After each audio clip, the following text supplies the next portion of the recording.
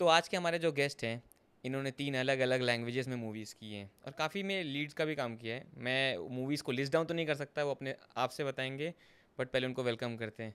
Welcome Sanjeet ji. Well thank you Arun ji, thank you so much. तो आप बताइए। पहले आप लोगों को बताइए कि आपने कौन कौन सी फिल्मों में काम किया है। मैंने अभी तक 3 लैंग्वेजेस में वर्क किया है। बेसिकली मेरा करियर स्टार्ट हुआ था विद मराठी मूवी ते दोन दिवस करके। उसमें मोहन जोशी थे, अरुण अलावड़े थे, अलका कुबल मैम थी। तो वैसा मेरा स्टार्ट हुआ था। देन मैंने 5-6 गुजराती मूवीज़ अच्छी की है। उसमें सबसे फेमस वाला आप बोल सको तो लवारी करके एक मूवी है मेरी, जो 100 डेज चली थी and it was a good movie. And उसके बाद टेंशन थे कि वो काला धन्नी धमाल से बहुत सारे हिंदी मूवीज़ में। अभी एक Z5 पे मेरा स्ट्रीमिंग है as a lead, Chapekar brothers करके। Yeah yes, I have yes, seen that. Yeah. Yeah. And वो रिवॉल्यूशन पे है, वो उस टाइम के ज़माने पे, थोड़ा 1980s के टाइम पे। एंड उसके बाद अभी जो रिसेंटली और 2 मेरी हिंदी मूवीज़ आ रही है एंड चल रही है। एक MX प्लेयर पे है, अपूर्ण विराम करके वाह। सी है। तो आपने स्टार्ट मतलब आपने सोचा कब कि आपको एक्टर ही बनना है करके। देखो अरुण जी, बेसिकली ना मेरा स्टार्ट वाज कि मैं मीडियोकर था पढ़ाई में। मुझे इतना ग्रेट, मुझे पता था, हर एक बच्चे को पता होता है कि भाई कितना पढ़ सकता है क्या नहीं। I was good in like 80s के आसपास को मैं आता था, पर मुझे पता था कि आगे जाके पढ़ाई ये वाला सीन में मुझे परस्यू नहीं करना है। सो और मॉम डैड का भी यही थोड़ा इंक्लिनेशन था कि तुम स्पोर्ट्स की तरफ जाओ। सो मेरा करियर स्टार्ट हुआ था एज कि मैंने लॉन टेनिस में मैं नेशनल्स खेलता था। सो आई यूज़ टू रिप्रेजेंट महाराष्ट्र, और वो मैं करता था। तो उस वक्त मैंने बहुत सारे खेले हैं नेशनल्स के लिए। एंड एक पॉइंट के बाद ना मेरी नी में थोड़ा सा इंजरी आया। एंड उस वक्त फिर ऐसा लगा कि एक करियर हॉल्ट सा हो गया है। और उस वक्त मैं NM कॉलेज में था, नरसिम्हा जी। नरसिम्हा जी। तो इट वाज लाइक कि उधर का थिएटर का माहौल एंड एवरीथिंग, वो वाइब है वैसा वाला। ओके। सो और मेरे जितने भी दोस्त लोग होते थे ना, वो सब 99% CA ही करते हैं। या studious studious, studious. Very studious. पर हम उतने उसमें नहीं थे। सो फिर मैंने सोचा कि क्या कर सकते हैं और जो इसके अलावा एक पैशन क्रिएट करे। सो मैं एक बार ऐसे ही थिएटर वाले ग्रुप में बैठा था। मैं देख रहा था कि चीज़ें कैसी हो रही है, तो अचानक फिर मुझे इंटरेस्ट ग्रो हुआ। तो धीरे धीरे कॉलेज के प्लेस करते करते फिर कमर्शियल प्लेस किए।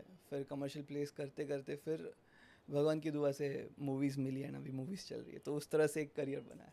तो आपका स्ट्रगल फेस कैसा था, मतलब लोगों का, मतलब जो भी नया आता है इंडस्ट्री में, जिनके माई बाप बोलते हैं मतलब गॉड फादर्स नहीं होते हैं, उनका एक अपना खुद का स्ट्रगल फेस होता है। यस। आपका वो स्ट्रगल फेस कैसा था। देखो, स्ट्रगल फेस तो था, क्योंकि अगर आप ऐसा बोलो कि मैं मुंबई से बिलोंग करता हूँ, तो ऐसा बोलने गए कि जो बाहर से आते हैं उनका स्ट्रगल, नियरली मैं मुंबई से बिलोंग करता हूँ पर मैं दूर रहता हूँ। सो आप सोचो कि अगर मैं रहता था वसई में पहले। सो आई टू ट्रैवल फ्रॉम वसई, मतलब नियरली उधर से इधर आने में अंधेरी इज़ द मेन हब। सो 1-1.5 घंटे का रोज़ ट्रैवलिंग एंड एवरीथिंग। सो ये नियरली मेरा 7-8 साल तक तो ये जर्नी चला है।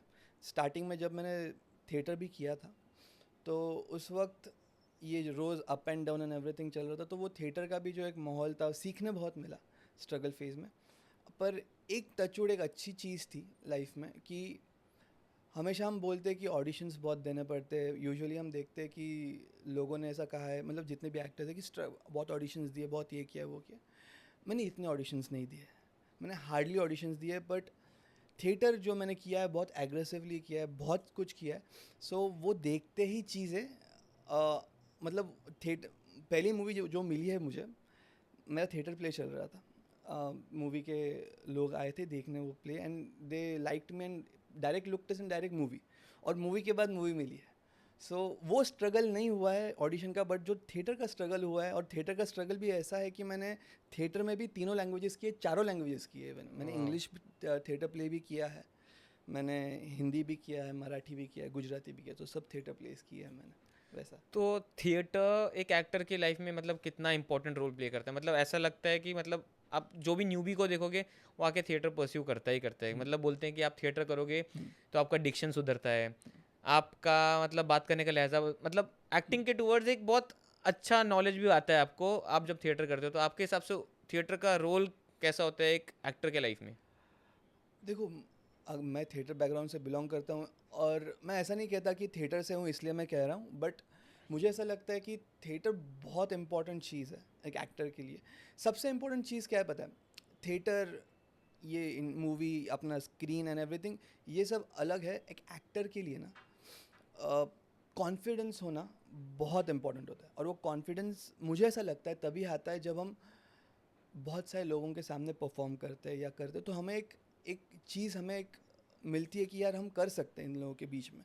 सो जब आप एक थिएटर से आप स्क्रीन पे जाते हो, तो चीज़ें ऐसी होती है कि आपको पता है कि you have done something, and अभी चीज़ थोड़ी आसान हो जाती है जब आप मूवी के सामने या कैमरे पे जाते हो, तो चीज़ें आसान होती। तो मेन चीज़ है कॉन्फिडेंस, एंड दूसरी एक्टर के लिए चीज़ है, मुझे ऐसा लगता है ऑब्जर्वेशन। थिएटर में ये दो चीज़ें सीखी है मैंने। कॉन्फिडेंस एंड ऑब्जर्वेशन अगर होता है, आप किसी भी चीज़ को ऑब्जर्व करते हो, अगर आपको कोई रोल प्ले करना है किसी भी चीज़ का, तो उसके लिए कुछ ग्रेट रॉकेट साइंस नहीं है, बट वो ऑब्जर्वेशन बहुत इंपॉर्टेंट है। हर एक पर्सन को, आप किधर भी खड़े हो, किधर भी बैठे हो, आप ऑब्जर्व कर रहे हो, पता नहीं कभी आपको वो रोल प्ले करना है, तो observation is important, confidence important. So उसी तरह से चीज़ें होती है। मैंने आपका बायो पढ़ा था, उसमें मैंने देखा है कि आपने एक हॉरर मूवी भी की है। और इस जॉनर में मेरा एक अलग इंटरेस्ट है, हॉरर जॉनर में। और मैंने काफ़ी किस्से कहानियाँ मेरे साथ भी हुई है, बट आपने वो मूवी में काम किया तो आपके साथ तो पक्का कुछ ना कुछ इंसिडेंट हुआ होगा। तो उसके ऊपर कुछ बताइए, आपका सेट पे माहौल कैसा होता था एक हॉरर मूवी पे? हाँ, मतलब मैंने एक तलीका करके मूवी की है गुजराती, जो 2 साल पहले रिलीज़ हुई थी, एंड अभी मेरे ख्याल से अमेज़ॉन प्राइम पे है। सो वो हॉरर मूवी थी, एंड उसमें सेट का माहौल में इतने इंसिडेंसेस क्रिएट नहीं हुए थे, बट या मैंने बहुत सारी मूवीज़ वैसी जो हॉरर नहीं है पर वो सेट पे इंसिडेंसेस क्रिएट हुए हैं, तो उसके किस्से मैं आपको बता सकता हूँ। तो एक बहुत ही, एक दो किस्से बहुत ही प्रोमिनेंट है, वो मैं आपको बताता हूँ। सो चाफेकर ब्रदर्स, जो अभी Z5 पे स्ट्रीमिंग है, वो वाली मूवी का लास्ट शॉट था, लास्ट टेक था, एंड हम लोग सब बड़ौदा के पास एक गांव है, वहाँ पे हम शूट कर रहे थे, एंड लास्ट टेक था। सब लोग बहुत खुश थे कि अभी रैप अप होने वाला है, मज़ा आएगा, पार्टी वार्टी सब चीज़ें। सो मूवी का एक बैकड्रॉप बताता हूँ। वो मूवी ऐसी है कि चाफेकर ब्रदर्स, चाफेकर बंधु, ये 3 भाई थे जिन्होंने सबसे पहले अंग्रेज़ों को मारा था। मतलब उनके ऊपर ये मूवी बेस्ड है, तो उस टाइम का जॉनर, उस टाइम की चीज़ें थी उसमें। सो उसमें ऐसा था कि अभी लास्ट टेक है, एक घर है जिसमें से हम जो 3 भाई हैं, हमें जो अंग्रेज़ों की हथियार है, मतलब अपने गन्स है, वो चोरी करने हैं और बाहर आना है। बस इतना ही टेक था, हमें जाना है, गन्स लेना और बाहर आना है। सो कैमरा लगा है वो घर पे, और जब कैमरा लगा है, कैमरा ऑन है, और जैसे ही डायरेक्टर एक्शन बोले, कैमरा ऑफ हो जाता था। क्या? ऑटोमेटिकली? ऑटोमेटिकली ऑफ, मतलब कुछ हो रहा नहीं है, कुछ चीज़ें नहीं हो रही है, और ये चीज़ कम से कम 5 से 6 बार हुई। Paranormal activity basically? या तो हमें समझ नहीं आता कि हो क्या रहा है। सो फिर डायरेक्टर ने, सब क्रू ने बोला कि एक काम करते, कैमरा को, जब भी वो कैमरा को ऐसा शिफ्ट करते थे, मतलब वो घर से थोड़ा सा ये ये टिल्ट एंगल में करते थे, शिफ्ट हाँ। करते थे। सो उस वक्त कैमरा को रोल करो, ऑन करो, प्रॉपर चल रहा है। जब इधर रोल करो, तब कैमरा ऑफ हो जा रहा है। सो कोई ग्लिच नहीं है, कोई प्रॉब्लम नहीं है, तो लोग टेंशन में कि हो क्या रहा है चीज़ें। एंड उसके बाद मतलब गांव वाले जो वहाँ पे थे, तो उनका ये कहना था कि एक बार हम थोड़ा सा उधर पूजा करते हैं, कुछ करते हैं, तो उन्होंने कुछ नारियल रखा, कुछ चीज़ें रखी। तो उसके बाद एक टेक में वो चीज़ें हो गई, पर आप मानो कि 5 से 6 टेक तक camera action roll, action cut, camera बंद, कैमरा बंद, उसके पहले कैमरा ऑन है, उसके बाद कैमरा बंद हो जाता है। तो ये एक किस्सा था। सो उसके बाद हुई चीज़ें, हो गया चीज़ें, हम लोग ने शूट कर लिया, वो हो गया टेक। वही मूवी का और एक किस्सा था। हमने दूसरा शेड्यूल किया था, राजपीपला करके एक फेमस जगह है गुजरात में। सो वहाँ वो महल है राजा का, मतलब वहाँ पे जो पहले राजा थे उनका महल है। तो वहाँ वो ऑथेंटिक चीज़ें दिखती है वहाँ, इसलिए हम शूट कर रहे थे। सो उस वहाँ के बहुत किस्से हैं कि पैरानॉर्मल एक्टिविटीज़ का ये वो। सो अराउंड हम लोग जो 3 लीड्स थे, हम लोग साथ में रहते थे एक ही रूम रूम में? में। एंड वो ये होने की वजह से, क्या बोलते हैं, महल होने की वजह से, इट वाज लाइक कि रूफ है, छपरा है, वो ऊपर का आवाज़ ये वो।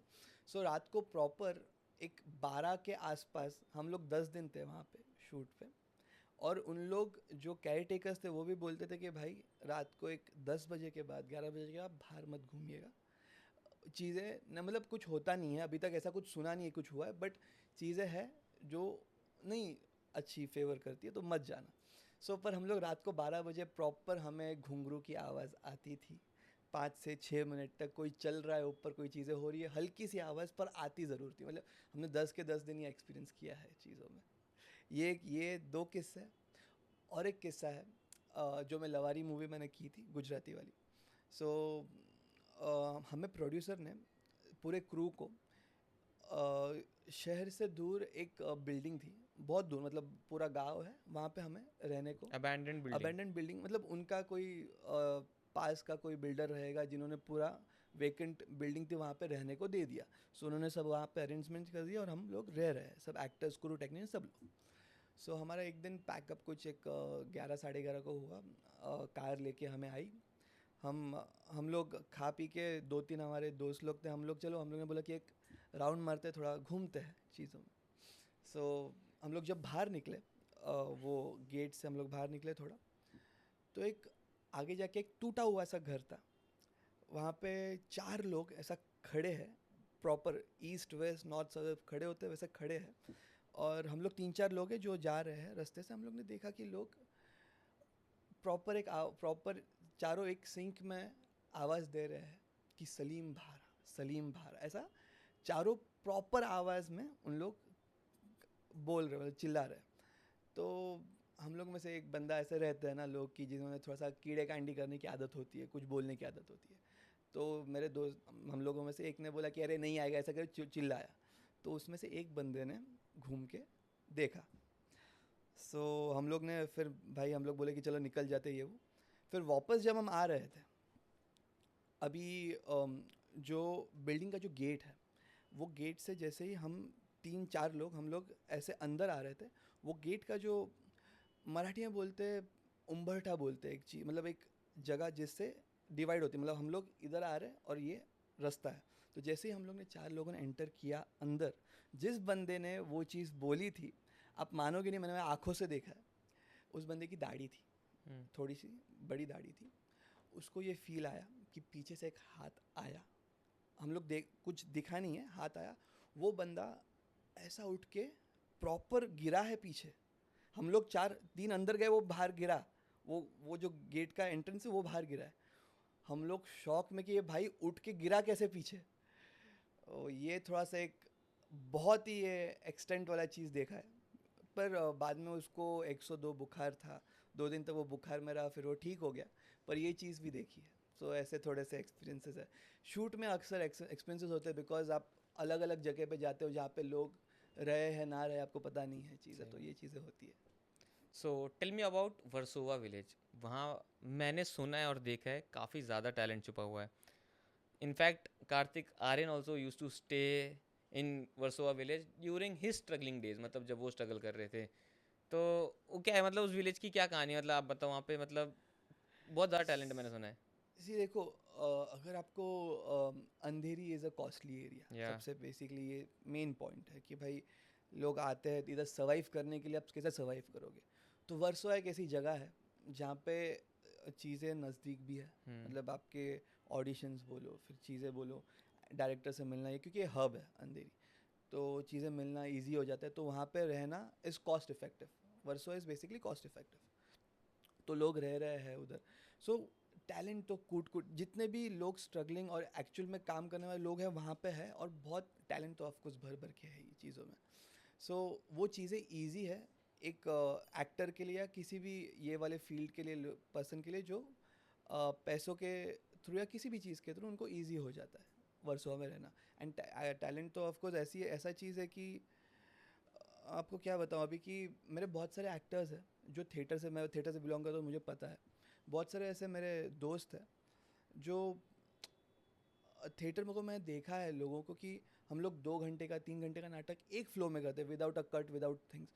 तो टैलेंट तो मैंने देखा है कि कूट कूट के लोगों में है, पर वहाँ पे रहते हैं क्योंकि इट इज़ कॉस्ट इफेक्टिव। और एक बहुत, मैं भी वसई से रोज़ ट्रैवल करता था 1 से 1.5 घंटे का। सो बीच में एक पॉइंट था जहाँ पे वर्सों में रहा था, जब मेरा शूट चलता था रेगुलरली। Back to back. हाँ, तो फिल्म सिटी है वो अंधेरी में। सो वहाँ पे मैं रहा था, तो वहाँ पे मैंने एक्सपीरियंसेस किया है, चीज़ें बहुत अच्छी है, लोग बहुत अच्छे हैं। लोग बहुत ही कोऑपरेटिव है वर्सोवा के, वो एक चीज़ बहुत अच्छी है कि आप कितने आप 12, 1, 2, 3 बजे कभी भी आप जाओ, यू फील सेफ। यस, ये बहुत दैट इज़ इंपॉर्टेंट ट्रू। चीज़ है। ये मैंने भी नोटिस किया है, मतलब वहाँ पे जैसे आजकल सेफ्टी का बहुत बड़ा इशू चल रहा है लड़कियों को लेकर के स्पेशली, बट मैंने वहाँ पे लड़कियों को भी एकदम खुले में रहते देखे हैं, मतलब दे डोंट हैव एक भी doubt in their doubt. Mind कि हाँ मैं रात को 2 बजे मेरा काम खत्म हो रहा है, काम करके वापस जा रही हूँ तो मैं क्यों जाऊँ, मेरे को इस चीज़ की झिझक है, वो सब मैंने वर्सोवा विलेज में तो नहीं देखा है ये चीज़ ट्रू मैंने। ट्रू मेरे ट्रू को इसलिए मतलब वहाँ का एम्बियंस बहुत ज़्यादा ट्रू पसंद है। ट्रू बहुत सेफ है। थोड़ा सा वो क्या बोलते हैं, वाइब है, अलग वाइब है। अंधेरी का वाइब और उधर का वाइब थोड़ा अलग है, पर वो मज़ा आता है चीज़ों में, दो अलग अलग चीज़ है। तो थिएटर के वर्कशॉप्स आजकल काफ़ी ज़्यादा हो रहे हैं, मतलब people are taking theatre workshops accordingly, अपने अपने हिसाब से बहुत लोग कर रहे हैं। उसका क्या इम्पैक्ट होता है आपके हिसाब से, मतलब आपके कहने के हिसाब से आपने फिल्म्स बहुत ज़्यादा की हैं, जो बडिंग एक्टर्स हैं जो आ रहे हैं उनको वर्कशॉप्स लेने चाहिए आपके हिसाब से कि नहीं? बिकॉज बहुत लोग अपने कॉन्स्टेंट बजट पे आते हैं, बहुतों के पास बजट नहीं होता, बहुत लोग आते हैं ऑडिशंस की लाइन में लग करके अपना टेस्ट एंड ट्रायल शुरू कर देते हैं। तो वर्कशॉप्स का क्या मोटो है, मतलब उनका इंपॉर्टेंस क्या है उस वर्कशॉप्स का, क्योंकि थिएटर अलग हो गया, थिएटर वर्कशॉप्स तो पूरी तरीके से अलग हो गए, तो उसका। सो बेसिकली थिएटर वर्कशॉप्स, आपको सच बताऊँ मैं, when I started my career, मैंने भवंस चौपाटी से मैंने मेरा थिएटर का 2 साल का वर्कशॉप किया था। वर्कशॉप नहीं बोल सकते, वो ऐसा था कि हमारा घर हो गया था वो। थिएटर एक ऐसी चीज़ है ना, जो आपको वो माहौल ऐसा हो जाता है कि फिर वो लोग अपने हो जाते हैं। मतलब हम 5 बजे, शाम को 5 बजे वर्कशॉप हमारा चालू होता था। सो उसका कुछ फिर टाइमिंग नहीं है कि तुम 7 बजे ख़त्म करना, 8 बजे। हम 10, 10, 11, 11 बजे तक we use to practise, we use to rehearse every Sunday. Bhavan's का जो ऑडिटोरियम है हमारा, रेगुलर हमारे सर मैडम का एक ये था कि एवरी संडे को हमें थिएटर प्ले देखना है। तो रेगुलर 2 साल तक जितने भी थिएटर प्लेज उधर हुए हैं हमने सब देखे एवरी संडे। सो वर्कशॉप में ऐसा ऐसा है ना कि आजकल का ये जो ट्रेंड निकला है ना कि 10 दिन में सीख जाओगे, 15 दिन में सीख जाओगे, 1 महीने में। एक्टिंग मुझे ऐसा लगता है कि वो चीज़ नहीं है कि तुम 15 दिन में, 1 महीने में सीख जाओगे। देखो, मुझे एक चीज़ लगता है ना, अगर आपके अंदर चीज़ कुछ है तो अंदर के बंदे को भी पता होता है कि भाई मेरे में कुछ तो है, उसको डेवलप करना है। बेसिकली एक्टिंग का कीड़ा। एक्टिंग का कीड़ा, या तो डेवलप वो। आज का जो फास्ट फूड वाला ट्रेंड है, आप 15-20 दिन, 1 महीने में नहीं लगता मुझको कि कोई सिखा पाएगा, तुम गॉड हो जाओगे, ये चीज़ें होना इम्पॉसिबल है। सो वर्कशॉप जो भी आप लो थिएटर के, आप पहले उसका बैकग्राउंड चेक करो कि क्या क्या चीज़ें, कैसे कैसे लोग निकले हैं वहाँ से, क्या क्या हो रहा है। और जब ये चीज़ मैं बहुत मानता हूँ कि इस इंडस्ट्री में जो लोग पैशनेट है ना, दैट इज़ वेरी इंपॉर्टेंट। जो लोग पैसे को प्रेफरेंस ज़्यादा देते हैं ना, कि अभी फॉर एग्जांपल वर्कशॉप्स हो गए कि भाई ये प्रॉपर अमाउंट है, इतना होगा पैसा, ये वो, तो वो चीज़ें वो लोग उस तरीके से नहीं सिखा पाते जिस तरीके से जो लोग पैशनेटली सिखा पाते हैं। सो ऐसा मुझे लगता है कि वर्कशॉप्स आप ऐसे ढूंढो जो आपका टाइम जा रहा है उसमें चलेगा, पर आप उसमें से कुछ फ्रूटफुल निकाल पा रहे हो चीज़ों में। सो एक टाइम लेके वर्कशॉप्स करना इज़ वेरी इंपॉर्टेंट, पर authenticity is also very important आज के टाइम में वर्कशॉप्स की। एक्टर्स का एक ड्रीम प्लेस कहा जाता है आराम नगर को, मतलब वो उनके लिए मंदिर जैसे है, क्योंकि वहाँ पे उनको काम मिलता है या डेली रूटीन पे। जहाँ तक मैंने सुना है सोर्स, मतलब जितना मेरा रिसर्च है, डेली वहाँ पे हर स्टूडियो में हर जगह पे ऑडिशंस चलते ही चलते हैं, मतलब हर प्रोडक्शन हाउस कोई ना कोई ad shoot, film shoot, web series, किसी ना किसी चीज़ के लिए ऑडिशन ले ही रहा होता है। बराबर। मतलब आप समझ रहे हो कितना ज़्यादा स्ट्रगल है। मैंने एक मेरे साथ बहुत बढ़िया किस्सा हुआ था, मेरा एक फ्रेंड था, वो एक फेयर एंड लवली का ऐड था, मतलब मेंस का आया था ना बीच में, मेंस फेयर एंड हैंडसम, हाँ वो या वाला, तो उसके लिए वो ऑडिशन देने गया था। बेचारा बंदा 9 बजे का कॉल टाइम था, बोला 8:30 पहुंच जाऊंगा, लाइन में पहले खड़ा रहना है। बंदा वो वो 8:30 पहुंच गया, बट उसको नहीं मालूम था कि उसको उससे पहले उससे 100 पहले लोग हुआ और है। आगे खड़े हैं उसी लाइन में। मतलब बोलता है भाई, मैं सोच के गया था कि मेरे जैसे काफ़ी कम लोग होंगे, लड़कियों जितना कंपटीशन नहीं होगा कि हाँ भाई। बाद में पता चला मेरे जैसे चिकने लौंडे और खड़े हैं कि भाई मैं भी जाके ऐड करूंगा, मैं भी इस लाइन में लगूंगा। मतलब ये है कंपटीशन, या मतलब इतना ज़्यादा कंपटीशन हो गया। और आराम सच नगर बात है ही ऐसी जगह। सच बात। आप आराम नगर में कितने बार गए होगे ऑडिशन देने?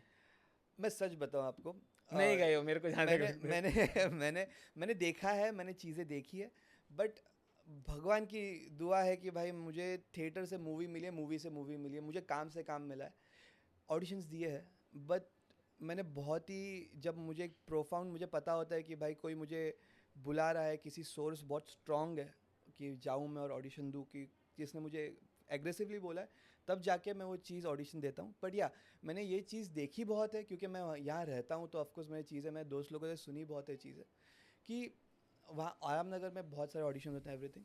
बट एक चीज़ बोलूँ मैं आपको, ऑडिशंस चीज़ें होती है और होती भी रहेगी, मैं ऑफकोर्स ना नहीं बोलता. बट यहाँ इस इंडस्ट्री में आपको अच्छे रिलेशंस कॉन्टेक्ट्स बनाने भी बहुत इंपॉर्टेंट है. ये मेरे को लगता है कॉन्टैक्ट और रिलेशनशिप तो मेरे को लगता है ज़िंदगी में ही आपको बनाना चाहिए, या क्योंकि ये आपको कहीं ना कहीं जाके हेल्प करता ही हेल्प करता है। करता है, तो क्योंकि उस कास्टिंग डायरेक्टर को उस वक्त, उस मोमेंट पे, उस पॉइंट पे आप याद आने चाहिए. वो बहुत इंपॉर्टेंट चीज़ है. कि आप इस रोल में बैठ रहे हो। या उस वक्त पे, उस पॉइंट पे आप वहाँ पे मौजूद होने चाहिए, वो बहुत इंपॉर्टेंट चीज़ ये तो है. फैक्ट है, क्योंकि कास्टिंग डायरेक्टर्स का दिमाग बहुत चलता है। हाँ, बहुत चाहिए. अगर मेरे को ये चेहरा याद है तो मेरे को मालूम है, अरे फक ये बंदा मेरे इसलिए को एवरी लगेगा। टाइम उनको रिमाइंड देते रहो कि मैं अवेलेबल हूँ, मेरे या डेट्स ये है, वो ट्रू। है, तो वो चीज़ें बहुत इंपॉर्टेंट है. इसके साथ साथ ही, मतलब आप ऑडिशंस के साथ साथ ये चीज़ें भी बहुत इंपॉर्टेंट है. और ओके। ऑडिशंस भी आप जाओ ना, तो मुझे ऐसा लगता है कि आप आपके टाइम को वैल्यू करके जाओ, कि आपको अगर पता है प्रॉपर कि भाई यहाँ पे मेरा लग सकता है, चीज़ें हो सकती, तो ही आप उसके लिए इतनी मेहनत करो. नहीं तो आप वही टाइम आपको बेहतर बनाने में लगा दो. एक्टिंग या आप जो भी अदर सोर्सेज है, डांस हो गया, अपने डिक्शन हो गया, ये उसमें भी आप improve your self improve basically. Yourself. Basically सिर्फ ऑडिशंस नहीं, आप इम्प्रूव भी करते रहो, साथ में आप ऑडिशन को एक टाइम देते रहो, और ऑडिशंस भी ऐसे जाओ जो आपको पता है चीज़ें क्रैक होंगी. ऐसा. जनरली एक एक्टर कमाता कितना होगा आपके हिसाब से, मतलब जो कंटिन्यूटी पे काम करते हैं? मतलब एक्टर्स के बहुत पैरामीटर्स हैं, फिल्म्स तो छोड़ दो, अलग ही है, सीरियल्स अलग है, सीरियल्स कंटिन्यूटी भी, वेब शोज अलग काम आ रहे हैं, मतलब क्या है, मतलब एक पैरामीटर बताओ, एक लगभग लगभग एवरेज क्या होती होगी एक earning of an actor? See basically अगर आपको एक एक्टर बनना है, मैं सच बोलता हूँ आपको, मैंने मेरे जो स्टार्टिंग के जो भी लैंग्वेजेस, अब मुझे 3 लैंग्वेजेस मैंने किए स्टार्टिंग के, एवरी लैंग्वेज मैंने पैसे में डिमांड करने का, मेरा क्या बोलते हैं, मैंने कभी डिमांड ही नहीं किया है चीज़ों में. जो आपने ले लिया, दे दिया, मैंने ले लिया, क्योंकि इस इंडस्ट्री में नाम होना इज़ वेरी इंपॉर्टेंट. उसके बाद एक लेवल के बाद यू स्टार्ट अर्निंग. आप अलग सोर्सेज, आप आपके जो कोलैबोरेशंस है, वो सब चीज़ें से आप अर्न कर रहे हो, पर बेसिकली आपका जो नाम होना, इसलिए जो फर्स्ट मूवीज़ होती है आपकी, इनिशियल जो भी आप काम कर रहे हो, वो आप पैसे के एंगल से देख के काम ना करो. Fame basically. फेम देख के काम करो. आपका नाम बढ़ा, जैसे ही आपका नाम बढ़ेगा, अपने आप पैसे आएंगे, अपने आप चीज़ें होंगी. तो उसके लिए पहले आपका नाम होना बहुत इंपॉर्टेंट है. सो ये चीज़ें मुझे लगती है. सो बेसिकली मैं आपको मेरा एक्सपीरियंस बताऊं, तो गुजराती मराठी तो मेरा, हिंदी मराठी तो मेरा चल रहा है. अभी थोड़े 2-3 मूवीज़ आ रहे हैं हिंदी के भी. अभी एक मेरा लक्कड़ के लड्डू करके एक बड़ा मूवी, जो वो चीज़ें हो रही है, तो उसके बाद मैं बहुत एक प्रॉपर स्पेसिफिक पैरामीटर पे जाऊँगा, मुझे इतना स्पेसिफिक अमाउंट चाहिए, वो चीज़ है. बट गुजराती में अभी मेरे 6 मूवीज़ हो चुके हैं. सो अभी मैं ऐसा बोलता हूँ कि अभी मैं चीज़ें रखता हूँ कि भाई मुझे इतना चाहिए, इतना नहीं चाहिए. बट स्टार्ट में मैं नहीं बोल पाता था, क्योंकि हमारा कोई गॉडफादर नहीं है इस इंडस्ट्री में.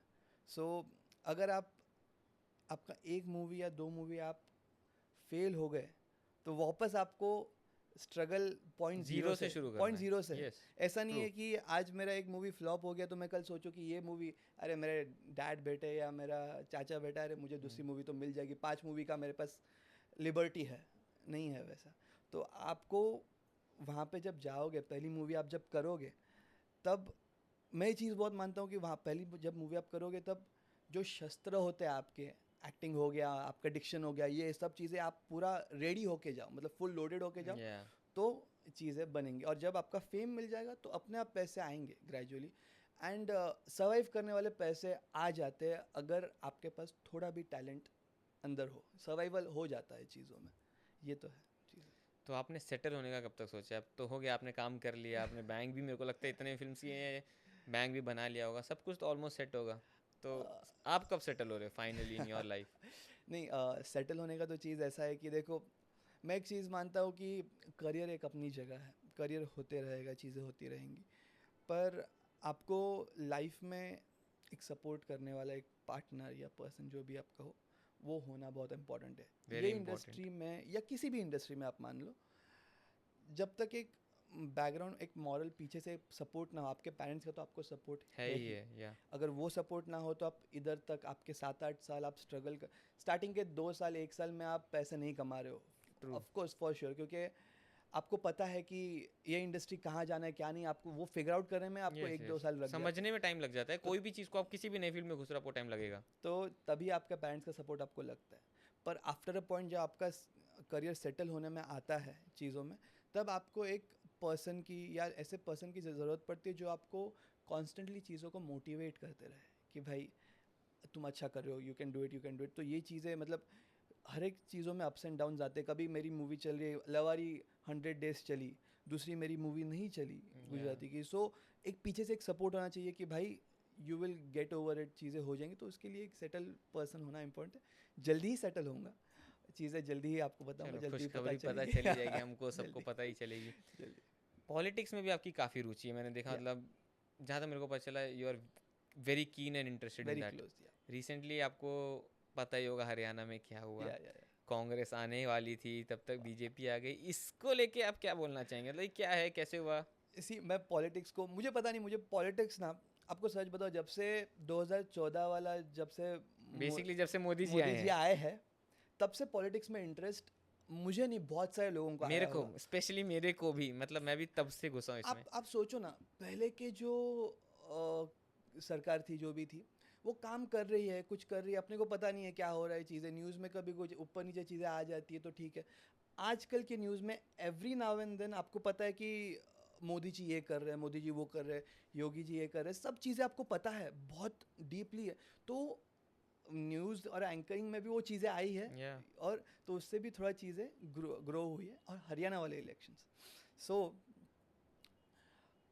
इट वाज उन लोगों ने जो क्रिएट किया था माहौल, कांग्रेस एंड एवरीथिंग ने, कि भाई हम लोग ये आ रहे हैं, और सबको लग भी रहा या था। इजी शिट, या कांग्रेस इज या या कमिंग, या हाँ या बहुत बहुत सिंपल था।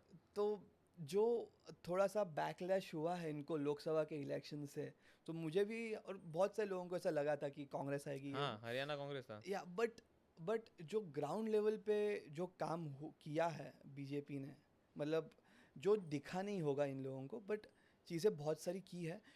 मुझे ऐसा लगता है, मुझे ऐसा याद है कि मैं न्यूज़ देख रहा था, 12 बजे तक इट वाज लाइक कि कांग्रेस आ रही है 50-55 सीट से, बीजेपी किधर भी नहीं है। सेम, मैं भी लाइव बीजेपी पे बैठा हुआ था, मैं, मेरे डैड, मेरे दादाजी, हम तीनों बैठ के देख रहे थे। मेरे दादाजी मोदी भक्त थे और मेरे डैड हाँ या मोदी अगेंस्ट है, मतलब वो चलता रहता है घर में। तो ट्रू। बहुत टीवी, एक रूम में भी टीवी चल रही थी, एक हॉल में भी टीवी चल रही थी, अपने अपने इस फेवरेट पे चैनल्स के सामने दोनों बैठे हुए थे। पर जो अप एंड डाउन हुआ है चीज़ में, मुझे नहीं लगता कि मैं बहुत छोटा सा मैंने चीज़ देखी है, हम्म 10-15 साल। पर मेरे डैड भी मुझे ये बोल रहे थे कि इतने सालों में ऐसा उलटफेर। उलटफेर नहीं देखा है। तो ये बहुत अच्छी विक्ट्री थी, और यही विक्ट्री ना इनको आने वाले इलेक्शन जो अभी महाराष्ट्र में होंगे या उत्तराखंड में होंगे, उनको बहुत फ़ायदा होगा Maharashtra BJP election is coming को। या 20 नवंबर। या क्या लगता है आप इसमें, क्या लगता है कौन क्या, अब तो बहुत है। मुझे ऐसा लगता है ना, एक स्पेसिफिक सेक्शन ऑफ पीपल है जो अभी साथ आ रहे हैं, चीज़ों को समझ में आ रहा है कि it is very important to vote and everything. So BJP has a upper hand, मुझे अभी भी लगता है एंड कि आई ऑल्सो थिंक कि Eknath Shinde is working very good या towards Mumbai's if you development. See, जब से इनका सरकार आया है, कितने सारे प्रोजेक्ट्स एकदम से चालू हो फटाफट गए, एकदम से चालू हुए हैं, खत्म भी बहुत जल्दी जल्दी हुए। ख़त्म या भी हो रहे हैं, कितने अपने मेट्रो की लाइन हो गई। या आप समझो कि दिल्ली को हम बोलते हैं कि मेट्रो हार्ट है, वैसे ही आने मुंबई वाले बन रहा टाइम है। में मुंबई का भी मेट्रो हार्ट ट्रू। होगा ही होगा, अभी हो ही रहा है। आप समझो, मैं वसई से ट्रैवल करता हूँ, उस टाइम पे मैं करता था कि वसई से अंदर ही आने के लिए आप 10:30-11 बजे भी आप समझो निकलो घर से, गर्दी तो मिलेगी आपको ट्रेन में। अगर वही टाइम पे अगर आपकी मेट्रो चालू हो जाती है वसई से या विरार से, वो लाइन का प्रपोज हो चुका है, वो उधर से यस, चालू हो रही है, मेरठ तक तो आ चुकी है, आगे तो लोगों को कितना फ़ायदा होगा। बहुत ज़्यादा बहुत ज़्यादा। मेरठ का चालू हो गया, हम्म, कितना फ़ायदा हो रहा है लोगों को, वहाँ से चीज़ें कितनी ईजी हो गई लोकल ट्रेन का भीड़ भी थोड़ा कम हो रहा है। है, सेक्लूड हो रहा है। तो वो आप गवर्नमेंट काम कर रही है, चीज़ें दिख रही है, तो चीज़ें हो रही है, इट इज़ ऑल गुड। बढ़िया। अब जाते जाते एक अपने जो अपकमिंग आर्टिस्ट है, जो भी मतलब नए बडिंग एक्टर्स आ रहे हैं, उनको एक अपना एक्सपीरियंस शेयर करिए और एक मतलब एक टिप्पणी अपनी तरफ से देके जाइए, मतलब उनको लगे कि हाँ they can pursue like this, एक वो अपना फॉर्मुलेट करके चल सकते हैं, हाँ, हमको ऐसे परस्यू करना है अपने करियर को आगे जाके। ओके, सो बेसिकली मेरे करियर में मैंने एक चीज़ देखी, हमेशा नोटिस किया कि ये इंडस्ट्री में, ये जो हम इंडस्ट्री में काम कर रहे हैं एज एन एक्टर या फिर कोई भी, ये इंडस्ट्री में जो लोग हैं यहाँ पे, एक बोलते हैं डट के रहना, मतलब आपको अंदर, आपके अंदर एक स्ट्रॉन्ग बिलीफ होना चाहिए कि भाई कभी ना कभी चीज़ें होंगी, you have to survive, you have to work, you have to survive. क्योंकि यहाँ पे वो चीज़ नहीं है कि कोई बंदा बैठा है आपको वापस वापस आपको मौके देगा, पर आपको खुद को ही बोलना पड़ेगा कि भाई मुझे करना है, मुझे ये चीज़ देखनी है। एक चीज़ मैं और एक चीज़ आपको बोलता हूँ, जैसे ना नेपोटिज़म आप बोलते हो, इस इंडस्ट्री में नेपोटिज़म है, ये नेपोटिज़म हर जगह है। आप समझ लो कि हर फील्ड में, हर फील्ड में है। अगर मेरे डैड बिल्डर है बिल्डर तो का बेटा बिल्डर, बिल्डर का डॉक्टर बेटा का बिल्डर बेटा बनेगा, डॉक्टर, डॉक्टर, इंजीनियर हाँ, तो या वो चीज़ नॉर्मल है। और वो चीज़ ऐसा कुछ गलत नहीं है गलत कि नहीं है, हाँ। एक्टर का बेटा एक्टर बन सकता है, पर उसके पास लिबर्टी है। यस, 3-4 मूवीज़ का फ्लॉप हो गए। वो हर पेरेंट्स के फील्ड, मतलब हर हाँ, पेरेंट्स अपने बच्चों को अपने फील्ड में एक लिबर्टी देते ही लिबर्टी देते देते हैं। हैं। उसी तरह से इसमें अगर कोई एक्टर बाहर से आ रहा है, उसको खुद को एक लिबर्टी, खुद को एक चीज़ बोलनी पड़ेगी कि भाई अगर मैं ये इस ऑडिशन को मैंने क्रैक नहीं कर पाया, या फिर ये मूवी मेरी नहीं चली, या फिर मैंने इस मूवी में छोटा रोल किया है, तो आगे मुझे रोल मिलेगा या नहीं, बड़ा वो खुद को बोलना पड़ेगा कि नहीं, मैं स्ट्रगल करूँ, मैं करूँगा, मैं खुद को इम्प्रूव करूँ। बेसिकली इस इंडस्ट्री में खुद को इम्प्रूव करना ही बहुत and important never cheese give है। अप वाला एटीट्यूड भी रखना। या और मैंने जो पहले चीज़ बोली आपको कि ऑब्जर्वेशन एज एन एक्टर बहुत इम्पॉर्टेंट है, और कॉन्फिडेंस। आप एक्टर का काम क्या है बेसिकली, आप झूठ दिखा रहे हो, आप स्क्रीन पे वो पर्सन आप नहीं हो, नहीं हो, या यू आर पर इन आप एक्टिंग। झूठ बोल रहे हो, आप एक्टिंग कर रहे हो, पर वो झूठ को सच करना यही एक्टर है। तो वो कॉन्फिडेंस के साथ आप जब झूठ को भी सच करने लगोगे, तब एक्टर का एक चीज़ आप में डेवलप हो जाएगी। तो ये आप खुद को ही बोलते रहो कि भाई होंगी, you have to self believe in this. थोड़ा सा meditation and everything is also important in this industry, आपको काम डाउन रखने के लिए, नर्व्स को स्टेबलाइज करने के लिए। क्योंकि 9 to 5 वाले जॉब वाले पर्सन को पता है कि 1 महीने के बाद मेरी सैलरी आएगी, मैं स्टेबल हूँ, मुझे पता है। पर इस इंडस्ट्री में नहीं पता मैं 20 दिन का मैं मूवी कर रहा हूँ, मैं 20 दिन का मैं मूवी का मेरा एक स्पेसिफिक अमाउंट आ गया, मैं 1 महीने तक, उसके बाद मुझे नहीं पता है कि मैं आगे क्या काम कर रहा मिलेगा हूँ। कि नहीं मिलेगा। हो सकता है कि मैं 6 महीने रेगुलर बैक टू बैक काम करूँ, हो सकता है कि मैं 2 महीने तक मुझे काम ना भी मिले। सो उस वक्त पे आपको जो नर्व्स आपकी पकड़े रखनी पड़ती है, that is the most important thing. Done है। Thank you so much for coming on this show. It's all my pleasure, thank you so much. या